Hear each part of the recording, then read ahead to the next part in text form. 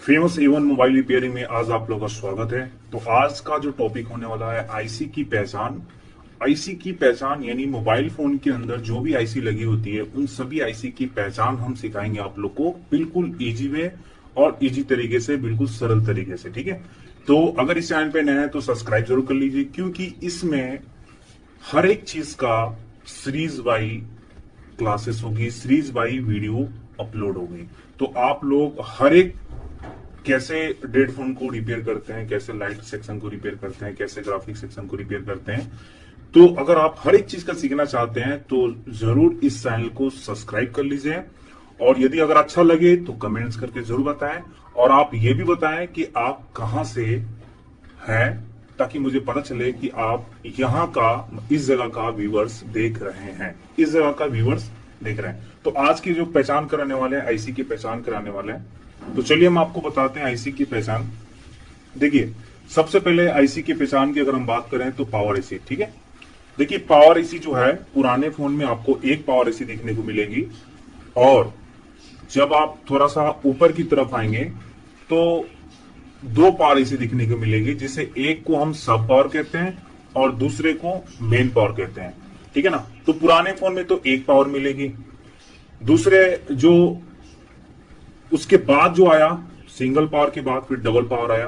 तो double power में एक होता है सब पावर और एक होता है मेन पावर।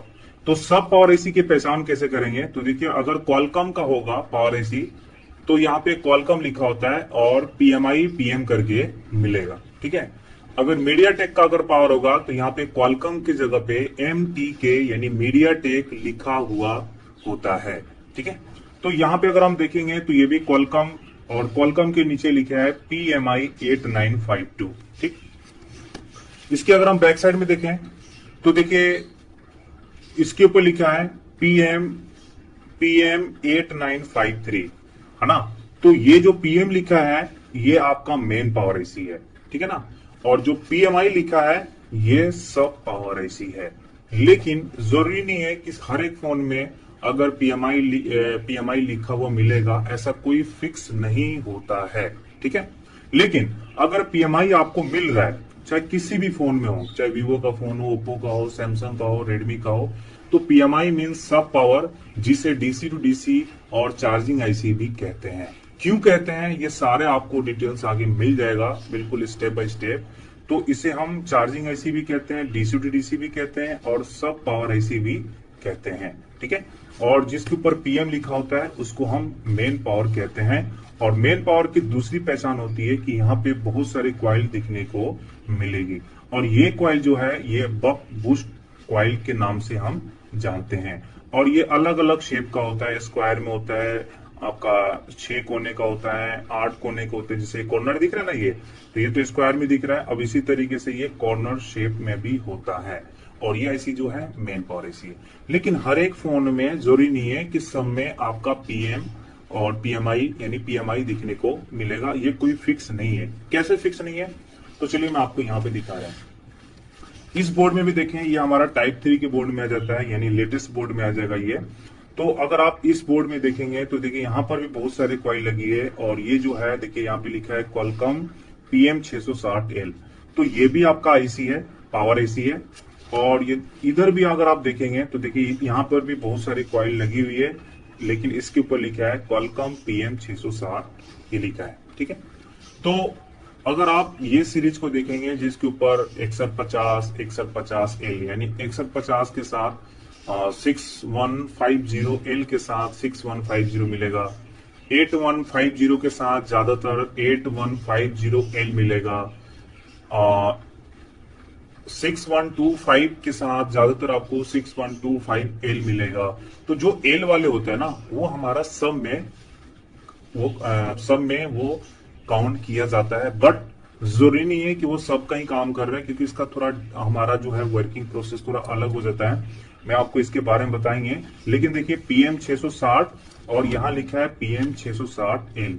ठीक है ना, तो L वाले को हम सब कह सकते हैं, लेकिन ये हमारी दोनों पावर से हमारे सीपीयू के अंदर सप्लाई देती है। ये भी सप्लाई देती है सीपीयू को, और ये भी आईसी सीपीयू को सप्लाई देती है। तो इसलिए हम ये दोनों पावर आईसी के नाम से ही जानेंगे, PM 660 और PM660L, ठीक है। और दूसरा हमारा पावर जो मिलेगा वो BQ के नाम से मिलेगा, जो ये 24 पिन की होती है ना। इसे चार्जिंग IC और इससे भी charging IC DC to DC, और हम पावर IC के नाम से जानते हैं, BQ IC के नाम से जानते हैं। तो BQ IC के ऊपर BQ लिखा होता है और ये 24 पिन की होती है। आप यहाँ पे देख सकते हैं कि 1 2 3 4 5 6 लिखा है, 6 12 18 एंड 24। तो ये 24 पिन की है और ये IC BQ IC है, ठीक है ना। इसे भी charging IC DC to DC और पावर IC के नाम से जानते हैं। ये BQ IC तभी लगी रहेगी जब आपके फोन में सब पावर IC ना हो, ठीक है ना। तो सब पावर IC की जगह पे ये IC लगी होती है, यानी सब के काम ये IC करती है, ठीक है। अब तीसरा अगर आप देखेंगे तो MTK फोन में आपको MTK फोन में मैं आपको भी दिखा रहा हूं। मैं जैसे इस फोन में देखेंगे तो ये भी क्वालकॉम का ही है। इस फोन में देखेंगे तो देखिए इस IC के पास भी बहुत सारे, देखिए यहाँ पे 6150L, तो यहाँ पर भी देख सकते हैं कि बहुत सारी कॉइल लगी है। और ये देखिए PM6250, तो यहाँ पर भी बहुत सारी कॉइल लगी है। तो इसमें कोई सब नहीं है, इसमें हमारा दोनों पावर IC है और दोनों पावर हमारा अलग अलग तरीके से सप्लाई बना करके CPU को और बाकी सारे सेक्शन को सप्लाई दे रही है, ठीक है।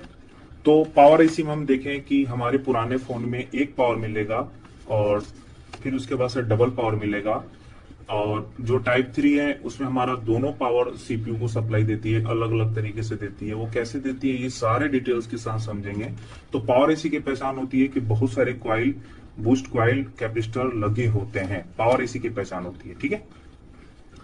और BQ IC भी देखें कि अपनी BQ सब पावर IC की तरह ही काम करती है।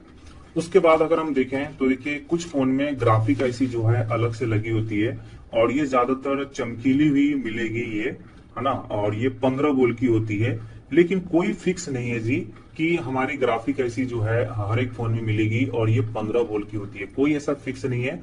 15 वोल्ट की भी होती है, 24 वोल्ट की भी होती है, 60 वोल्ट की भी होती है, यानी अलग अलग वोल्ट की होती है। लेकिन बात ये रहेगी कि जिस फोन में ग्राफिक IC लगी है तो ग्राफिक यानी डिस्प्ले के जो ग्राफिक है वो वोल्टेज ये दे देगी, ठीक है। पर जिस फोन में अगर ग्राफिक IC नहीं है तो इसके जगह पे कौन सी IC काम करेगी? तो इसके जगह पे हमारी जो काम करती है वो करती है हमारी PMI यानी सब पावर IC करती है।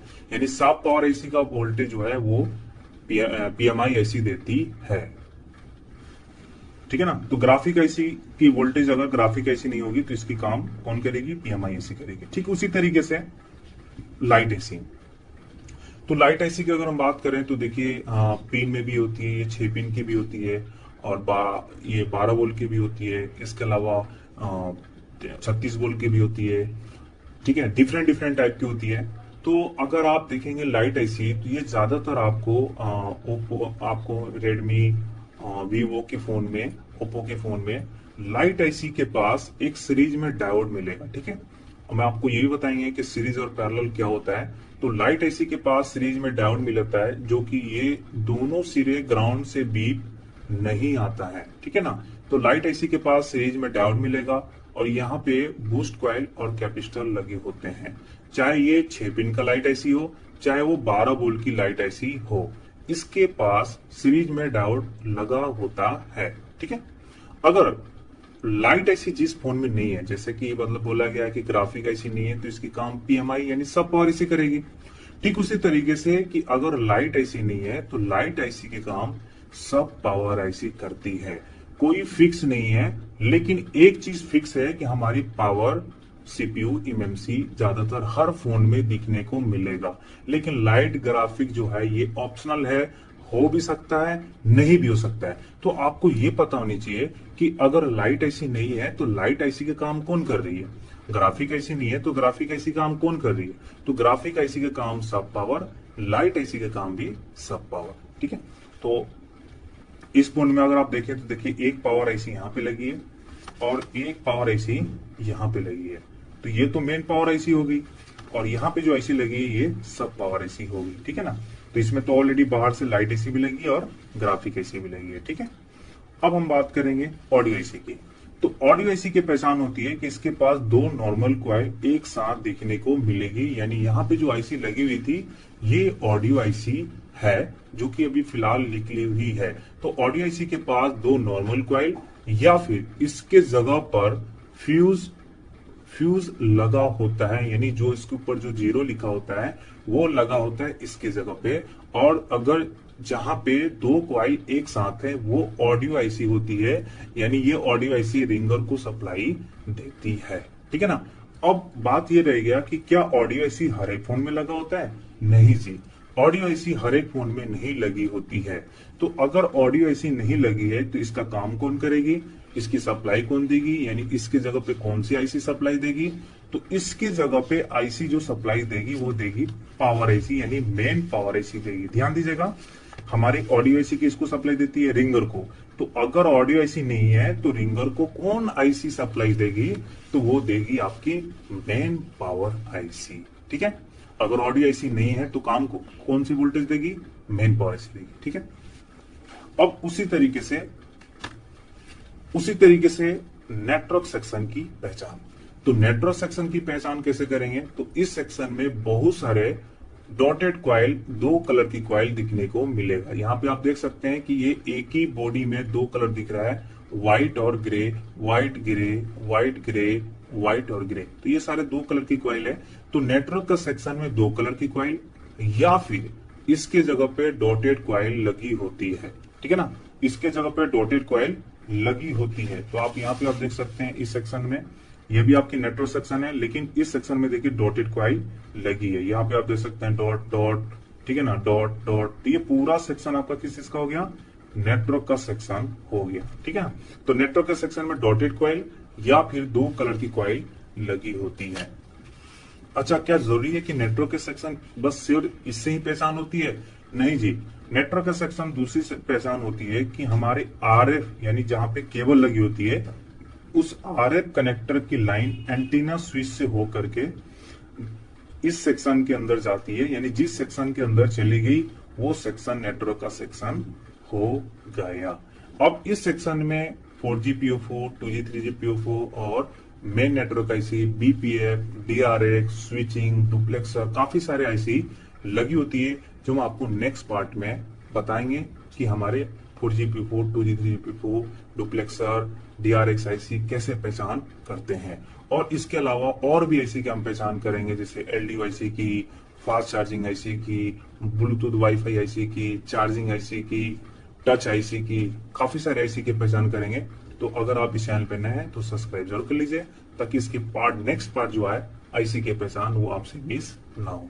तो मिलते हैं हम नेक्स्ट पार्ट में, तब तक थैंक यू वेरी मच।